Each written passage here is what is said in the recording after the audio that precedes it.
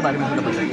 अगर हम कानूनी रूप से देखें तो जिस दिन हमारी बेटी अंकिता भंडारी की हत्या हुई है, रेप करके हत्या हुई है उस रिजॉर्ट के अंदर, तो जितने भी एविडेंसेस होने चाहिए वो रिजॉर्ट के अंदर होने चाहिए थे।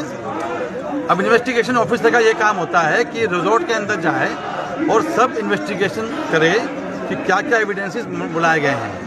एफएसएल टीम को बुलाए वहाँ पे, पर जैसे ही पता लगा कि जो कुछ वीआईपी लोग एक्चुअली जो अभी तक वीडियोस वगैरह आई हैं यहाँ पे, और जो उर्मिला सनावर ने बताया है, कुछ मतलब एफिशियल व्यक्ति जिनको वीआईपी का नाम दिया गया है, दुष्यंत कुमार गौतम जिसे गट्टू बोला गया है, उन्होंने बताया है। और दुर्भाग्य देखिए, she is a whistle blower who Urmila Sanawar whistle blower हैं जो जानकारी दे रही हैं राज्य को, सरकार को, कि भैया ये लोग इन्वॉल्व थे, they were involve into group sex, they were forcing that particular बहन बेटी हमारी अंकिता भंडारी को, they were forcing to have group sex.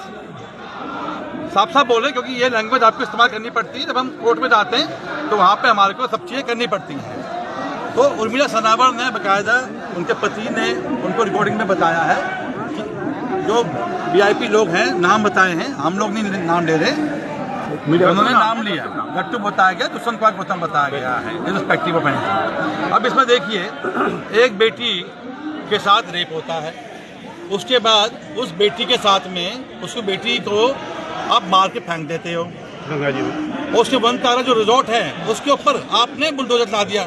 अरे भाई, एविडेंसेस क्यों हटा रहे हो एक ही कमरे में?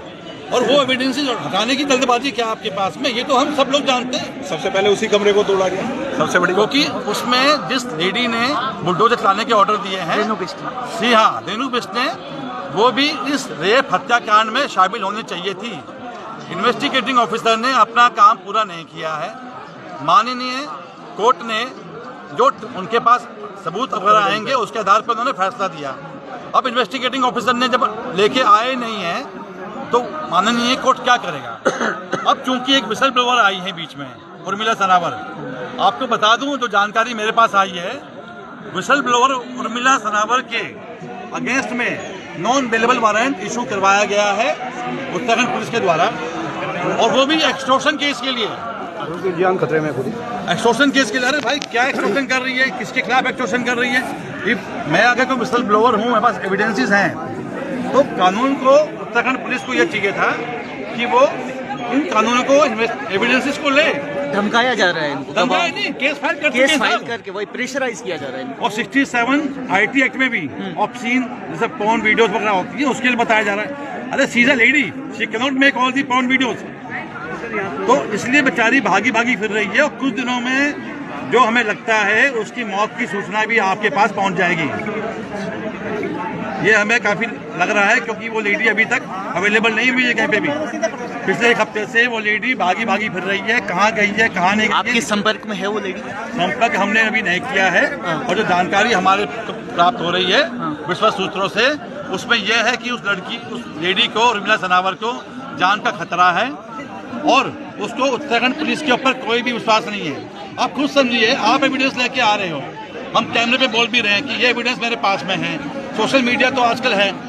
अब आपका फर्ज क्या बनता है, स्टेट पुलिस का फर्ज क्या बनता है कि उन्हें इन्वेस्टिगेशन को ले और दोबारा से एक चार्जशीट सप्लीमेंट्री फाइल करें कि हमको पता लगा है और एविडेंसेस भी हमारे पास में आए हैं, और इन एविडेंसेस के आधार पे दुष्यंत कुमार गौतम को भी एक आप ट्रायल चलाइए उसके ऊपर, और रेनू बिष्ट के ऊपर भी एविडेंसेस को मिटाने के लिए आप ट्रायल चलाइए। जेल जाएंगे, उनको फांसी दो, क्योंकि आज अगर नहीं संभले तो कितनी बेटियां जाएंगी हमें नहीं पता। हमारी बेटियां भी हैं, आपकी बेटियां भी, हम सबकी बेटियां हैं। यह अकेला अंकिता भंडारी का केस नहीं है, ये लड़ाई हमारी बेटियों के बचाने के लिए है। कुछ दिनों पहले उन्नाव रेप केस हो गया, या जिस प्रकार से बेटियों के खिलाफ ये पूरे मुहिम चालू है, उसमें भी आपका पार्टिसिपेशन है, केवल ये अंकिता भंडारी तक सीमित है? हम लोग पार्टिसिपेशन सब में हमारा होता है, बट क्या होता है कि जैसे बेटी का आपने गंदगी कर ली, आपने उनको दोषियों को कड़ी सजा नहीं दी, तो दोषी क्या सोचता है, मैं इन्फ्लुएंसर हूँ, मैं वीआईपी हूँ, मैं बीजेपी का हूँ, मैं कांग्रेस का हूँ, मैं किसी पार्टी का हूँ, मैं बड़े नेता का बेटा हूँ, बच के निकल जाते हैं। अब ये तो एक ट्रेंड बन गया ना, आप रेप करो, गैंग रेप करो और आप बाहर निकल जाओ। तो हमारी सिर्फ ये उत्तराखंड गवर्नमेंट से अपील है कि अगर आप नहीं कर सकते हो तो मना कर दो। We will move to the court, हमारे पास पावर है, we are advocate, we know how to move to court. But अगर आपको अपनी इज्जत बचानी है तो आप कम से काम तो कर लो। ये हमारी उत्तराखंड गवर्नमेंट से अपील होगी।